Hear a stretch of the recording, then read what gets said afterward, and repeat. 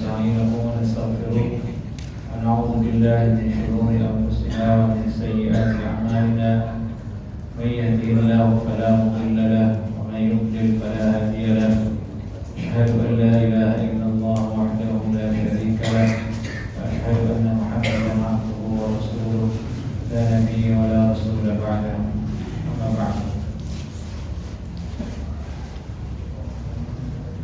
Hadirin ahli Allah wa iyyakum ajma'in. Bapak-bapak yang kami muliakan dan hormati, kajian kita dalam Sunan At-Tirmidzi telah memasuki kitab Diyat, dan kita telah membahas beberapa hadis di dalam kitab Diyat ini. Terakhir kita membahas bab ma jaa fil 'afwi. Malam ini kita lanjut ke bab berikutnya, yaitu bab ma jaa fi man rudikha ra'suhu bi sakhratin. Itu hadis yang ke-1394.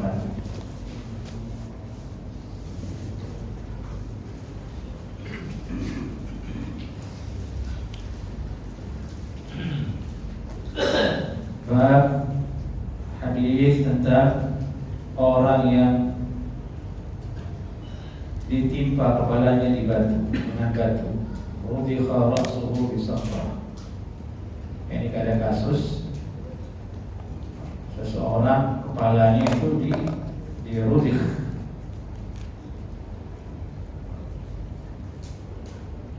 yang ini ditimpuk dengan batu.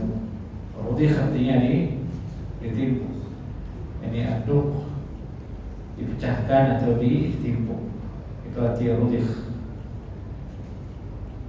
Bagaimana hukumnya dan bagaimana qisasnya? Kita ingatkan bahasan kita Diyat itu bahasan tentang bagaimana hukuman dalam syariat Islam terhadap kejahatan-kejahatan. Di awal hadis ini dibahas tentang kejahatan terhadap fisik manusia, entah itu pembunuhan, entah itu ada jari yang dihilangkan, bagaimana hukumnya.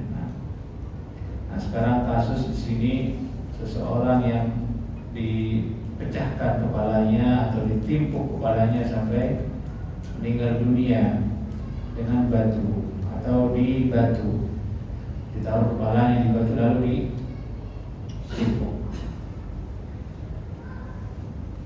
Kita teringat ini dengan kasus yang baru-baru terjadi di Indonesia. Ada orang menginap di masjid lalu dituduh mau mencuri celengan masjid, diprovokasi, dari ada videonya itu kan, bapak-bapak udah tahu. Tapi meninggal, kepalanya dibentur dengan apa? Dihajar dengan kelapa ya. Ya beritanya begitu. Tapi kalau di Indonesia itu hukumannya bukan dikisos ya, masuk penjara. Kalau tidak ada berita nanti tidak tahu bagaimana hukumannya. Alhamdulillah, itu hati-hati kita semua anak. Siapapun bisa hilang nyawanya di Indonesia ini dengan mudah, bisa hilang hartanya dengan mudah. Orang dibegal, motornya diambil, paksa di jalan. Berita yang hampir ada setiap hari. Yaitu daerah Jalan Kalimalang itu katanya serem itu, banyak begal katanya. Terakhir ada PCX diambil, hati-hati punya PCX.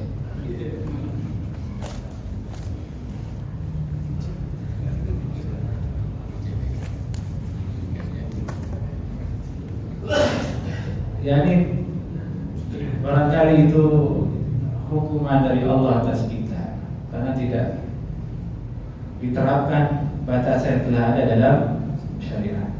Nyawa jadi murah, jadi gampang. Harta jadi dirampas, dipegang jadi mudah.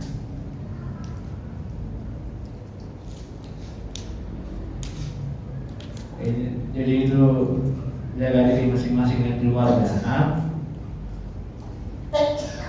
Qala hadatsana Ali bin Hujr qala hadatsana Yazid bin Harun qala hadatsana Hammam an Qatadah an Anas qala kharajat jariyatun 'alaiha awdahun. Seorang anak perempuan keluar dari rumahnya dan dia memakai awdah. Awdah ini kata ulama perhiasan yang terbuat dari fiddah. Perhiasan terbuat dari fiddah. Fiddah itu perak. Fa akhadhaha Yahudiyun. Yahudi merampas perak tersebut. Begal gitu. Ada motifnya. Dia melihat perhiasan dari perak diambil oleh seorang Yahudi. Untuk menghilangkan jejak, radha ra'saha bihajar. Dia timpuk, dia pukul kepala anak perempuan tadi itu dengan batu. Wa akhadha ma 'alaiha min al-Yahudi, dan dia mengambil apa yang ada pada anak perempuan itu yang terdiri dari perhiasan-perhiasan. Itu gambaran kasusnya di hadis ini. Jadi kasus pembegalan itu dari dulu ada. Kalau yang ini yang membegal Yahudi. Jadi Yahudi dari dulu memang membegal dia kerjaannya.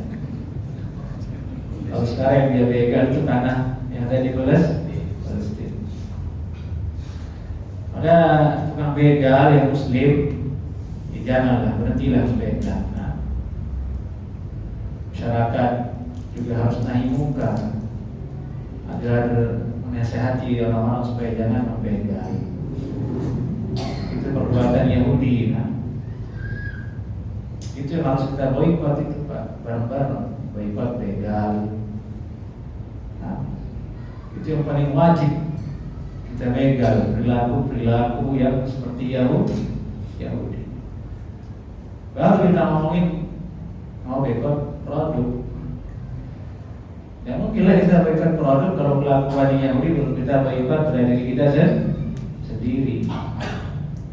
Korupsi, menipu, begal, makan barang-barang yang haram dengan cara yang haram, makan riba, itu perilaku Yahudi semua. Yang kita wajib itu untuk kita boikot perbuatan itu, tidak boleh ada pada diri kita. Baru kita bisa bicarakan yang lebih besar lagi. Kalau yang itu belum beres ya berarti jangan pindah ke yang lebih besar dulu. Baik. Qala fa'udrikat wa biha ramaq. Ditemukanlah anak perempuan ini wa biha ramaqun. Pada dirinya masih ada nafas. Baqiyatur ruh wa akhirun nafas. Dalam keadaan rohnya masih ada, masih bernafas, tapi mau ujung-ujung meninggal. Utiya biha Nabi sallallahu alaihi wasallam. Dibawalah perempuan ini ke Nabi sallallahu alaihi wasallam. Ditanyalah dia oleh Nabi, "Maka siapa yang membunuhmu? Siapa yang menjadikanmu seperti ini?" "Fulan." "Apakah si fulan?" "Qalat bi ra'siha." "La, bukan." "Qala fa fulan." "Si fulan." Hatta summiya Yahudi, sampai akhirnya perempuan itu menyebut nama inisial bangsa Yahudi, si fulan dari Yahudi. Faqala bi ra'siha, ini dan dia menjawab dengan kepalanya, na'am. Ini ada yang menyebut di sisi Nabi itu, apakah si fulan Yahudi ini yang membunuhmu, yang buat kepalamu seperti ini? Dia menjawab begini, na'am. Meninggal dunia. Itulah akhir dari pembicaraan yang meninggal dunia. Qala fa ukhidha fa'tarafa. Dicari Yahudinya, ditangkap. Langsung mengaku, iya saya melakukan. Fa amara bihi Rasulullah sallallahu alaihi wasallam farudi kharasuhu baina hadirain. Lalu Nabi SAW memerintahkan supaya ditegakkan hukum. Maka kepalanya Yahudi itu pun ditimpuk, ditumbuk di antara dua batu. Bagaimana dia membunuh dengan cara seperti itu, maka hukuman diterapkan juga begitu.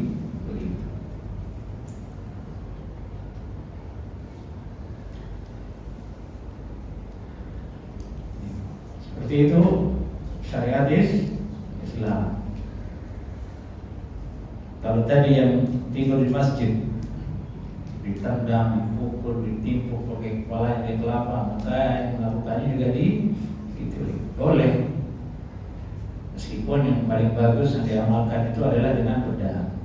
Nah, hadis ini sebenarnya secara fikih ingin membahas apakah harus hukum qisas itu ditegakkan dengan pedang satu cara saja, yaitu dipenggal kepalanya, ataukah boleh dengan cara bagaimana dia membunuh korban, maka diperlakukan seperti itu cara qisasnya. Nah, khilaf ulama. Nah, ulama yang mengatakan diperlakukan sebagaimana dia membunuh korban dari dia ini. Yaitu dulu ada Yahudi zaman Nabi SAW, dia bunuh orang perempuan dan dengan cara memukul kepalanya, maka untuk qisasnya dipukul kepalanya sampai mati. Jadi pendapat pertama. Yang lain mengatakan ya hukumannya dengan pedang, yakni dipenggal kepalanya. Mereka disebutkan oleh Imam Tirmidzi, yakni waqala ba'du ahli ilm la qawada illa bisayf, tidak ada qisas pembalasan dengan pedang. Jadi banyak pendapat ulama yang mengamalkan ini. Mereka berdalil dengan riwayat yang mengatakan la qawada illa bisayf, tidak ada penegakan hukum qisas kecuali dengan pedang. Itu hadisnya riwayat Ibnu Majah, Al-Bazzar, Al-Tahawi, Al-Tabrani, Al-Baihaqi dan yang lainnya. Tapi hadisnya diperdebatkan oleh ulama. Ada Imam Al-Baihaqi la yathbut lahu isnad, sanadnya tidak kuat, tidak sahih. Kemudian juga berdalil dengan sabda Nabi SAW secara umum, idza qataltum fahsinul qatlah. Kalau kalian membunuh, masuk ke dalamnya adalah penegakan hukum qisas, maka lakukanlah dengan cara yang baik, yang bagus. Yang paling bagus dengan pedang.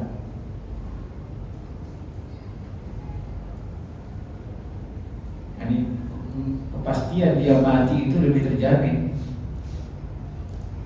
Kalau ditimpuk, dia belum tentu mati, berarti harus berulang-ulang dan akan bisa menimbulkan sakit yang berlebihan. Karena tadi kasusnya misalnya si Yahudi itu anak perempuan sekali timpuk langsung mati.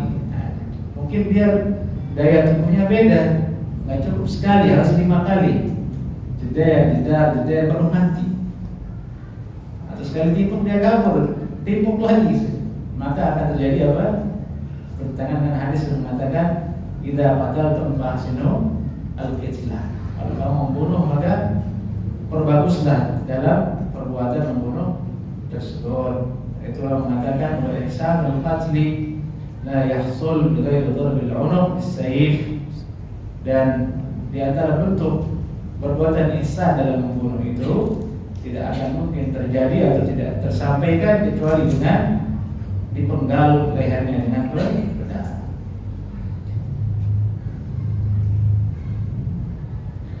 Walihada kana sallallahu alaihi wasallam ya'mur bi darbil 'unuq man arada qatlahu hatta sara dhalika wal ma'ruf fi ashabihi. Dari itu Nabi SAW merintahkan untuk memenggal leher siapa yang hendak untuk dibunuh, diqisas. Dan itulah yang menjadi populer di kalangan para sahabat. Itu yang paling sahih. Nah, dipenggal ke kepala. Karena itu bentuk ihsan al-qatl. Secara visualisasi leher dipenggal itu serem banget. Tapi ada efek jerah kan. Dia juga melakukan yang sama, lebih bengis lagi. Dia bunuh orang itu belum siap, barangkali belum ada salah dia bunuh. Kalau dia kan dalam keadaan bersalah, mau dibunuh, sudah tidak. Visualisasi serem tapi keadilan tegak. Orang-orang kafir tidak suka dengan hukum itu, maka mereka hapuskan. Mereka ganti dengan hukum penjara seumur hidup dan lain sebagainya. Mending penjara seumur hidup. Kalau ada pengacaranya bisa sampai 5 tahun. Iya kan? Tergantung pengacara kan. Pengacaranya jago, uangnya ada, keluar dari penjara.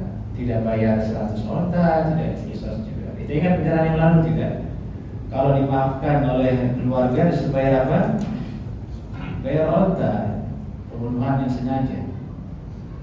Promosinya 25 yang usia tertentu, pintu labu dan lain sebagainya.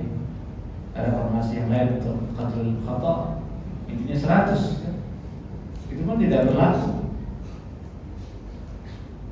Tidak ada. Barangkali itulah hukuman dari Allah Subhanahu wa ta'ala. Akhirnya nyawa menjadi murah. Orang zalim tidak takut. Orang yang berkuasa tidak takut dengan nyawa. Orang di bawah, orang miskin, orang di bawah, ini dianggap lalat barangkali, dicurigai dan mati. Tidak ada penegakan hukumnya, tidak ada hak yang ditegakkan.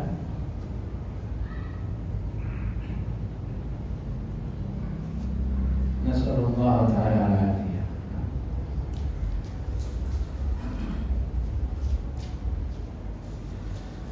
Sampai dikatakan ada pembahasan fikih tadi ini, cara qisas apalagi kalau dengan pedang, sampai qila innal qatla bi ghairi darbil 'unuq bisayf muslah.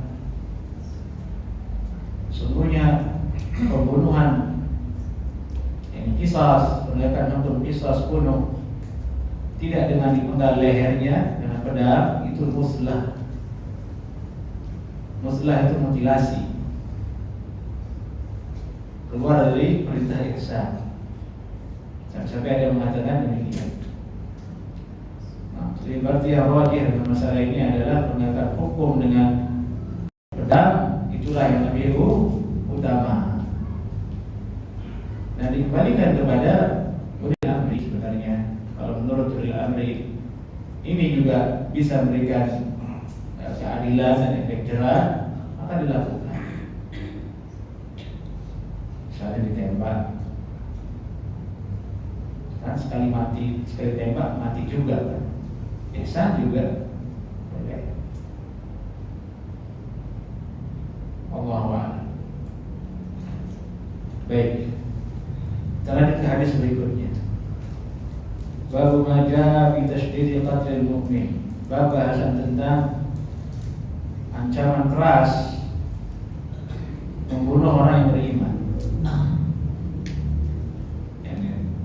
Setelah disebutkan dari hukuman untuk orang yang membunuh qisasnya, maka itu setimpal dengan keadilan dan setimpal juga di sisi Allah Subhanahu wa ta'ala, karena nyawa manusia yang beriman itu sangatlah berharga, sangat berharga. Qala haddatsana Abu Salamah Yahya bin Khalaf Muhammad bin Abdullah bin Yasir قال حدثنا ابن عدي عن شعبة عن يعلى بن عطاء عن أبيه عن عبد الله بن عمر أن النبي صلى الله عليه وسلم قال لزوال الدنيا أهون على الله من قتل رجل مسلم. Nabi SAW bersabda, hilangnya dunia ini, hancurnya dunia ini itu lebih ringan atas Allah, di sisi Allah nilainya dibandingkan dengan membunuh seorang laki-laki yang muslim.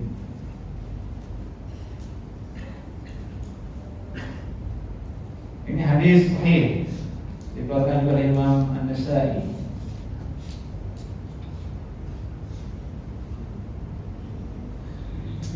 Ini menunjukkan betapa berharganya nyawa seorang muslim.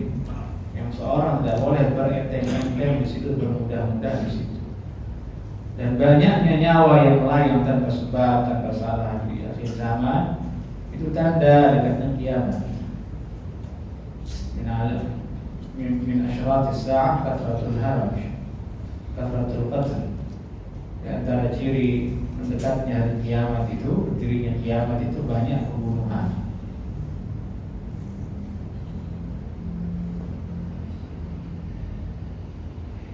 Nas'alullah Ta'ala al-afiyah.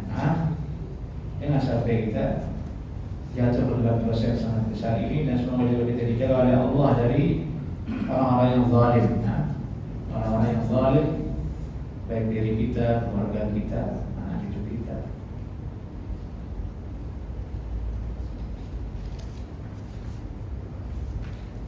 Hadis berikutnya, babul hukmi fid dima. Bab penegakan hukum pada darah. Istilah disebutkan betapa berharganya nyawa seorang muslim, sehingga balasannya adalah qisas yang serupa di dunia, karena dia lebih berat di sisi Allah Subhanahu wa taala. Maka disebutkan at-targhib atau at-tarhib berikutnya, yakni hadis atau himbauan agar kita menjauh dari perbuatan itu. Masalah dima, masalah darah, dialah kelak di akhirat yang akan pertama kali dihisab, yang akan ditegakkan oleh Allah. Jadi ada dua di sini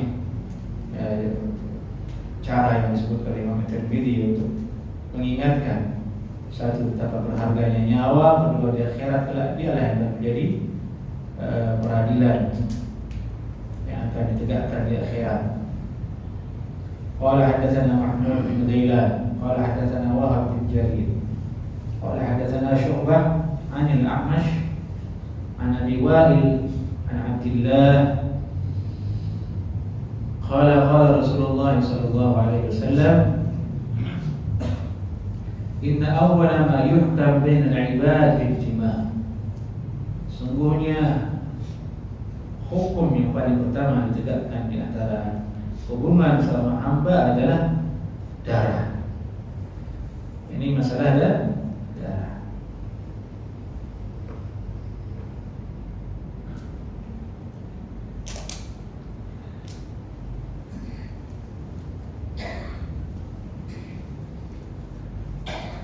Hadis yang lain, yang kedua dalam bab ini, itu hadis dari Abu Quraib qala hadatsana Abu Quraib qala hadatsana Waqi' 'an al-A'mash 'an Abi Wa'il 'an Abdillah qala Rasulullah sallallahu alaihi wasallam, inna awwala ma yuqda bainal 'ibad fi ad-dima'. Ini mirip dengan hadis sebelumnya. Sungguhnya penghakiman yang paling pertama dibentangkan oleh Allah di antara sesama manusia, hubungan sesama manusia, yaitu masalah darah.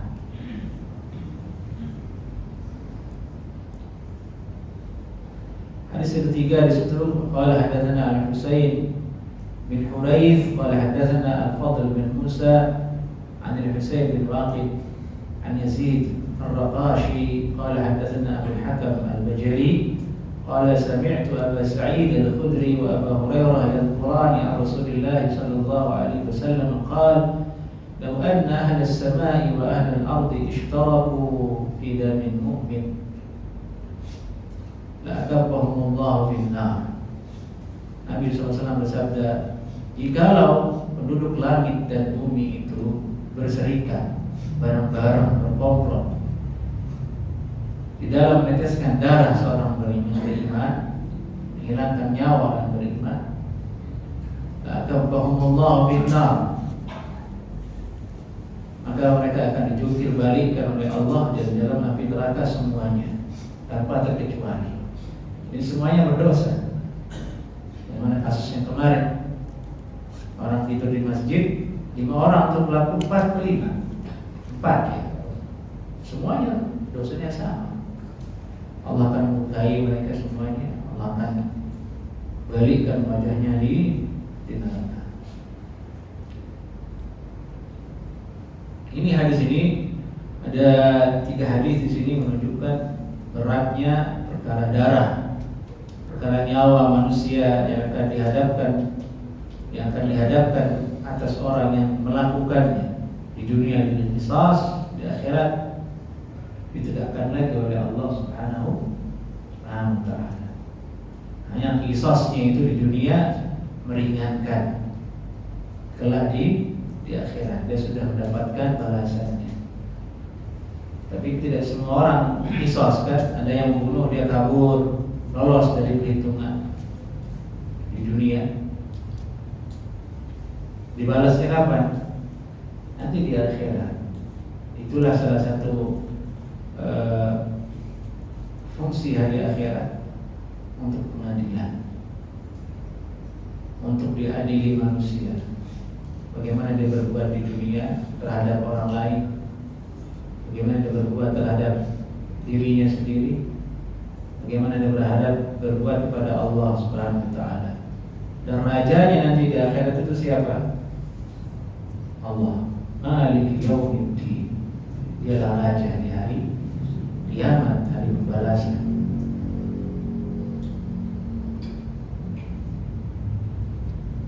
Jadi tidak ada jalan selamat bagi orang-orang yang zalim.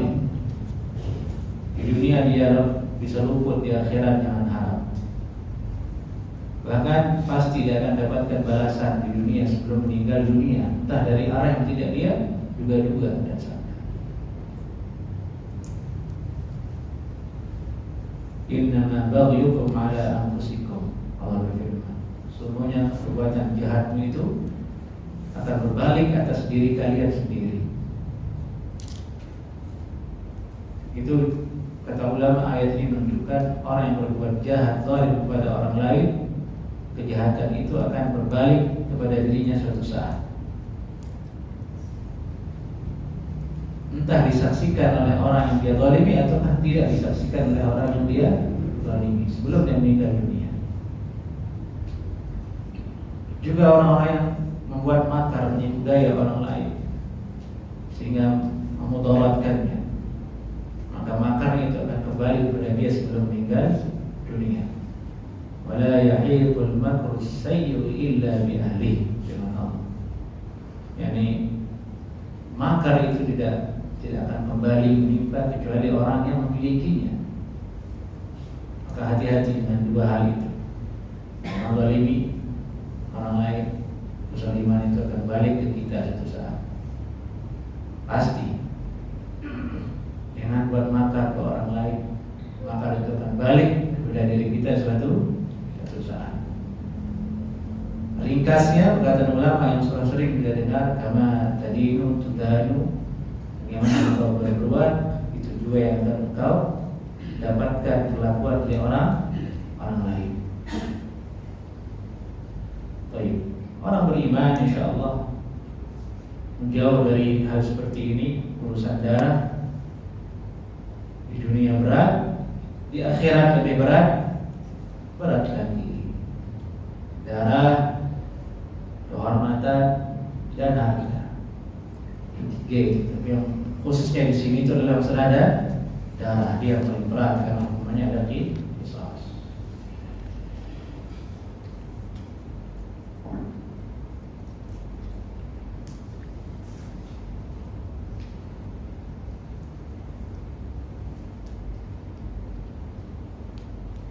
Kita lanjut ke hadis berikutnya.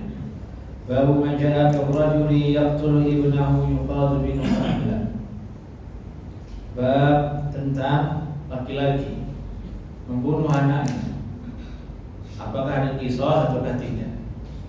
Ini bahasannya pernah ditanya oleh seorang jamaah dulu di sini, karena ini datang bahasannya secara khusus. Seorang laki-laki membunuh anaknya, apakah ditegakkan qisas atau tidak? Apakah bapaknya dibunuh atau tidak juga? Qala haddatsana Ali bin Hujr. Qala haddatsana Ismail bin Ayyash. Qala haddatsana Al-Muthanna ibn As-Sabbah an Amr bin Shu'aib an abihi an jaddihi an Suraqah bin Malik bin Ju'sham qala hadartu Rasulullah sallallahu alaihi wasallam yuqidul aba min ibnihi wa la yuqidul ibna min abihi.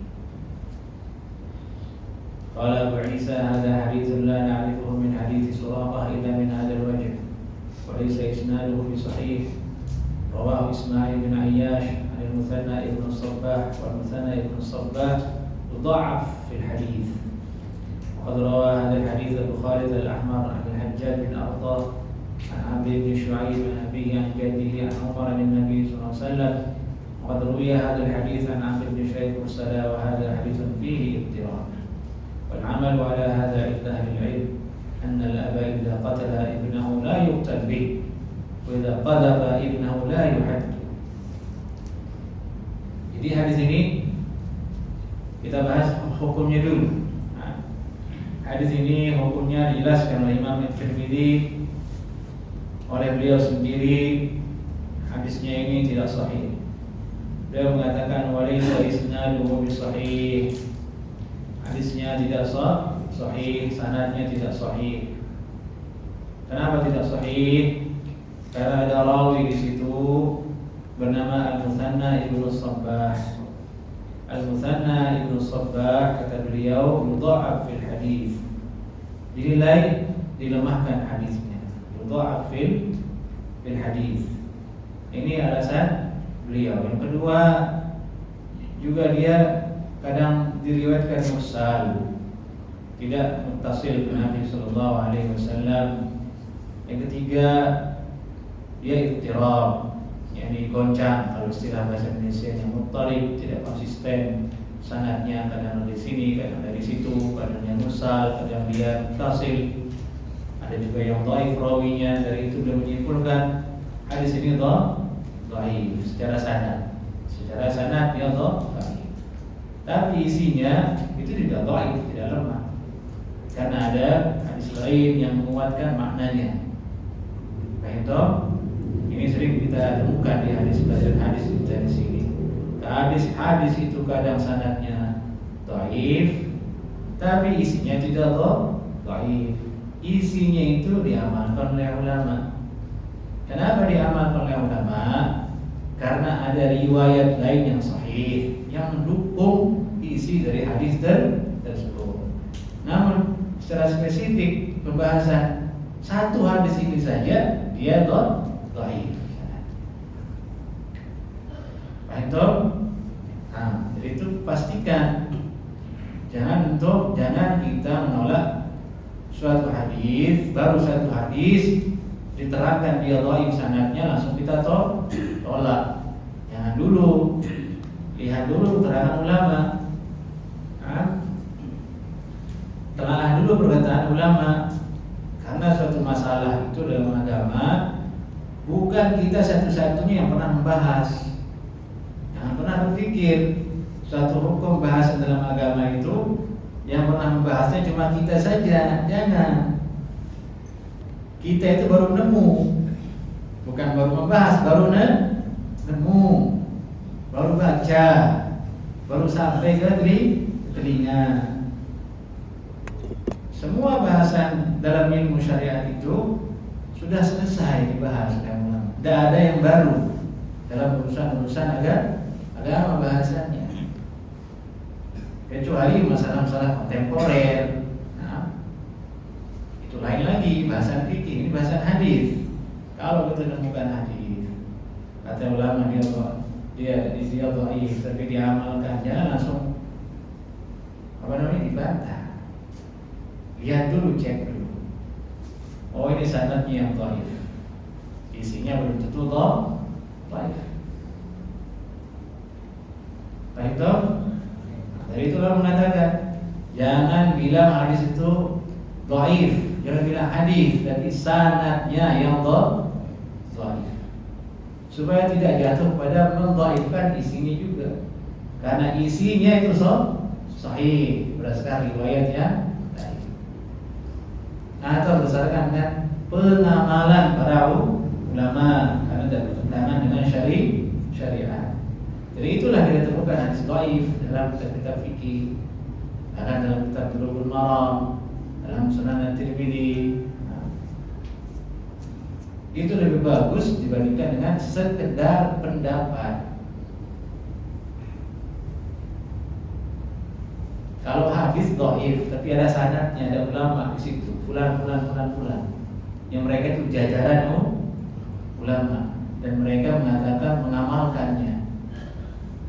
Jadi mending mana, yang begitu atau yang independen pendapat sendiri tanpa ada sanad?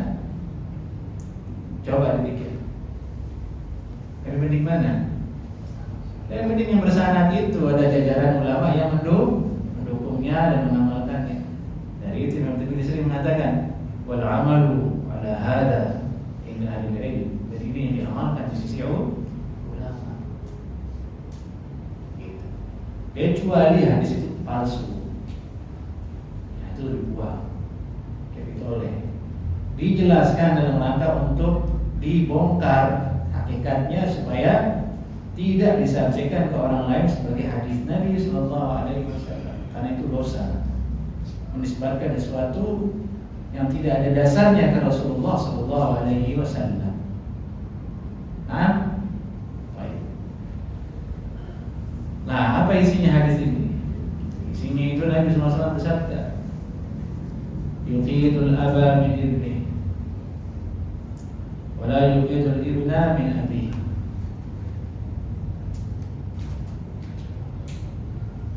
Yani diqisas yaqtassu lahu arti yuqidul ab. Bapak itu diambilkan hukum qisas karena dibunuh sama anaknya. Itu maksudnya. Bapak dibunuh oleh anak, naudzubillah min dzalik. Maka anak qisas. Naudzubillah min dzalik ya. Tapi ada kasus di Indonesia saya pernah baca, ada anak bunuh ibunya bahkan ada.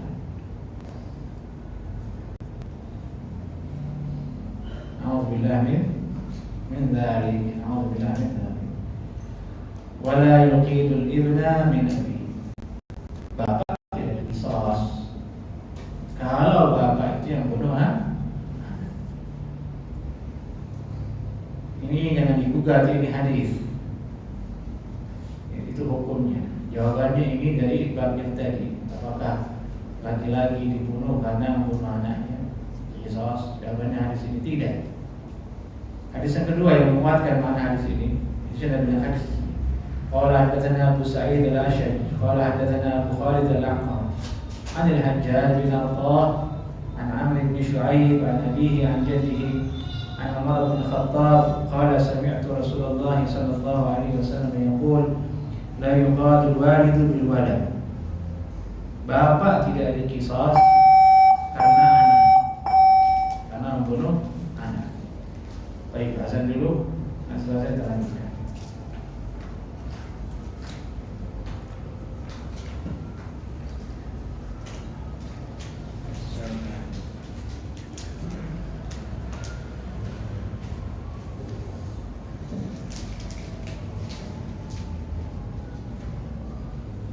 Allahu Akbar,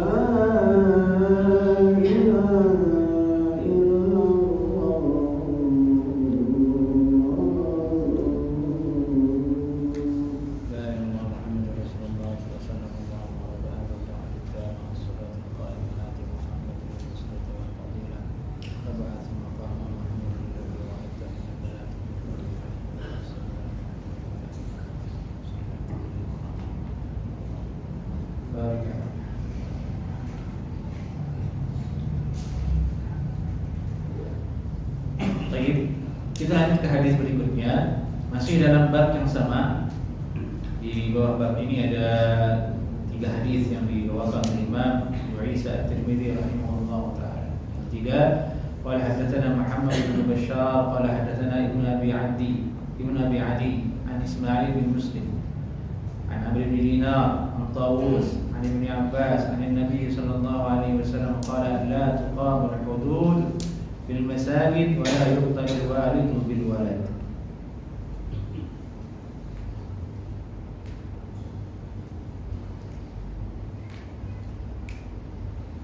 Nabi SAW bersabda, penegakan atau penerapan hukum qisas tidak dilakukan di masjid. Tidak dilakukan di dalam masjid. Meskipun dia perintah Allah qisas, tapi tempatnya jangan di masjid. Apa hikmahnya? Jelas sekali hikmahnya. Kotorlah darah. Masjid untuk keamanan, bukan untuk hal semacam itu. Meskipun hak.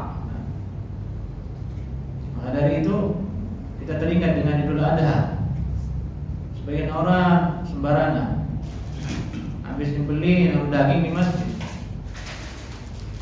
menang semangat, ingin syariat sunnah kurban ini boleh, jangan di masjid naruh daging pak, udara amis, karena jauh daging masjid, orang mentang sholat, banyak orang ke masjid gara-gara itu, bau masjid. Tapi susah diubah itu, nanti dikayaknya marah. Kita disangka melarang mereka pun salah sangka. Paling banter dia nggak suka kali itu.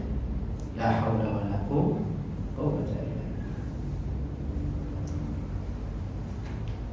Khitan jangan di masjid pak, darah. Darah. Wala tuqam hudud fil masajid. Wala yuqtalul walid bil walad. Dan orang tua tidak diqisas karena sebab anaknya.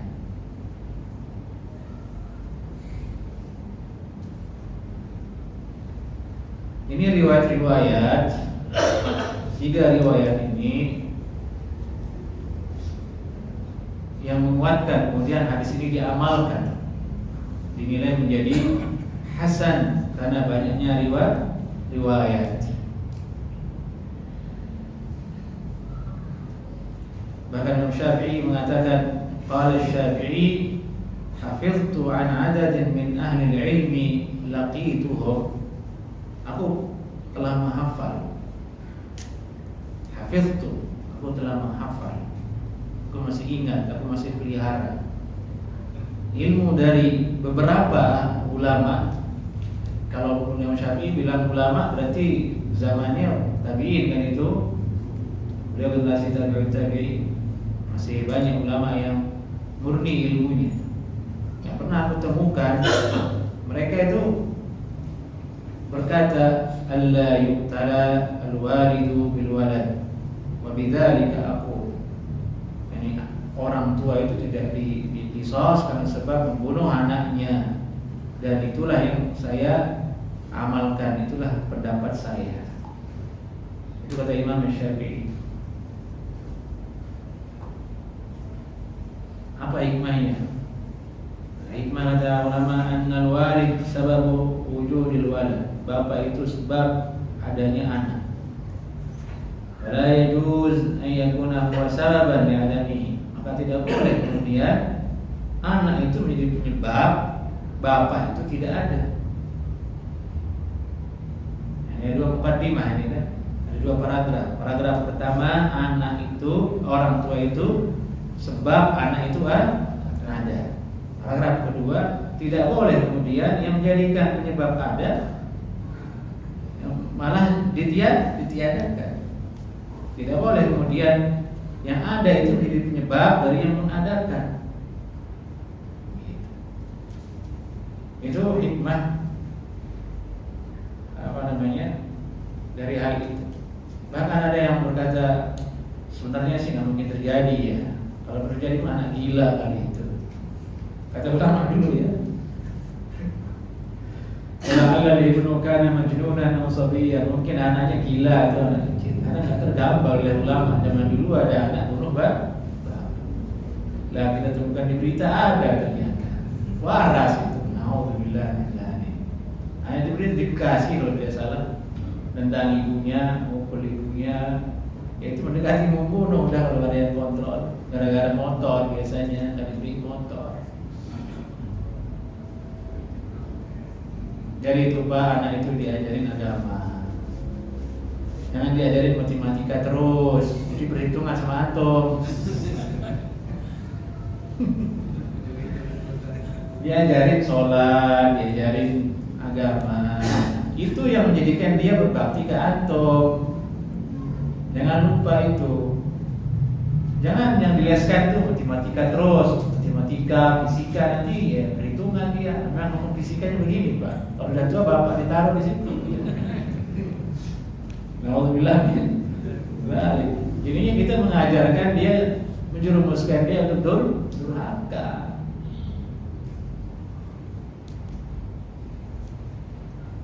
Urusan nanti masa depan mau harta begini, kita Pak kalau udah tua mau makan apa sih? Coba jawab saya Bapak yang sudah di sini. Mau makan apa Pak udah tua begini? Apa yang enak? Sama aja rasanya. Mau dikasih yang keras dikit, gigi Pak, betul. Kalaupun ada yang punya 2-3 kali doang,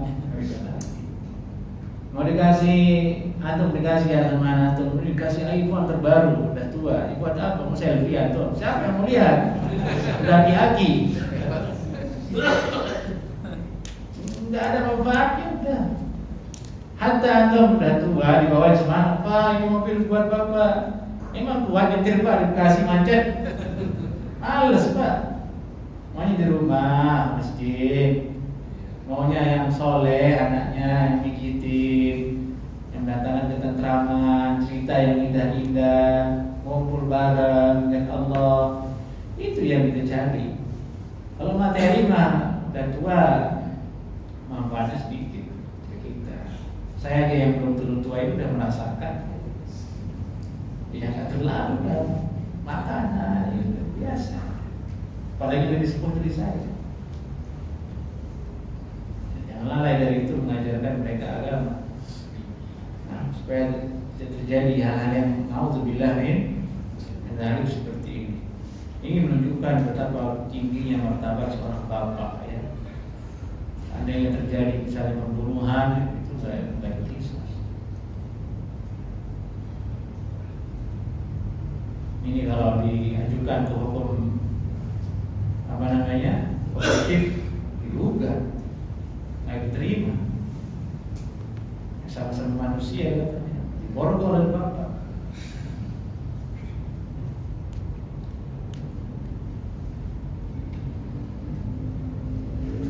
Saking nggak mungkin terjadi sebenarnya.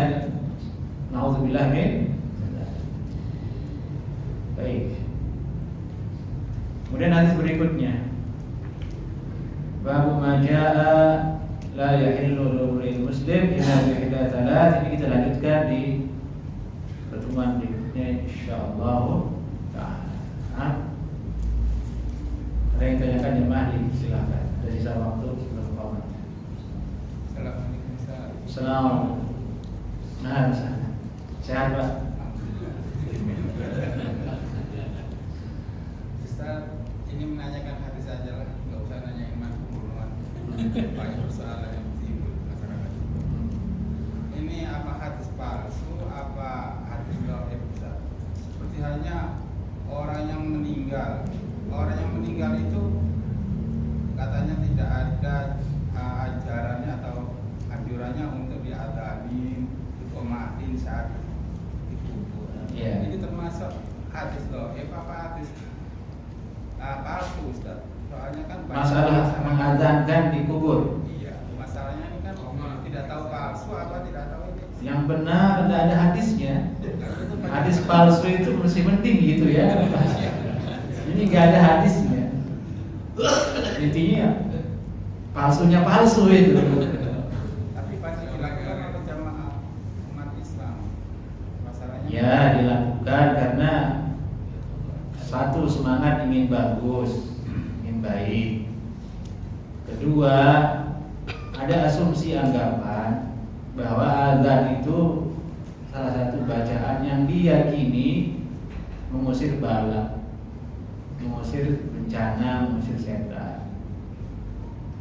Maka dia menganggap yang mungkin di sinilah cocok diazankan. Jadi ada asal bahwasanya dulu di zaman salaf kalau mereka ada kehilangan atau ada gangguan mereka azan, bukan manggil untuk sholat tapi untuk mengusir setan, karena ada riwayat kalau setan itu dengan azan dia lari terbirit-birit, diambil dari itu inspirasinya. Itu asal usulnya. Gitu akhirnya di Indonesia dibawa ke sana azan dan kalau juga pas jenazah diturunkan. Kalau hadis tidak ada. Nah, jadi mau dihukumi apa kalau nggak ada hadisnya? Jadi kewajiban kita bersama jemaah itu untuk mengingatkan saudara-saudara kita agar itu tidak dilakukan. Tapi lagi-lagi kaedahnya ya, kalau orang pintar itu diam, orang tahu diam, maka orang jahillah yang bicara. Ketika pemakaman itu yang paling galak bicara ya penggali kubur. Kalau antum nggak bicara, dia yang protes antum. Misalnya kalau ada yang tidak mengadzankan, dia yang protes. Kenapa nggak diadzankan ini? Jadi seolah perannya sebagai ulama. Karena yang tahu ya termasuk saya, gitu. Imannya lemah, tidak berani as-sad'u bil haq namanya, mengambil resiko dalam menyampaikan kebenaran. Jadi ya kebodohan itu sebenarnya dari itu, kemungkaran itu menyebar karena banyaknya orang yang diam. Pada dasarnya innal batila kana zahuqa, kebatilan itu akan lenyap.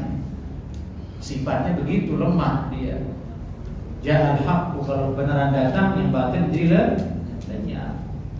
Hanya yang membawa kebenaran ini ya dari itu lemah, imannya lemah, banyak takutnya. Masa takut seperti penggali kubur? Karena antum yang bayar dia. Harusnya kita berani, enggak Pak memang begini gitu. Enggak kayak aja. Urusan yang ngomong di belakang ya biarin aja. Yang penting pada saat itu tidak dilakukan.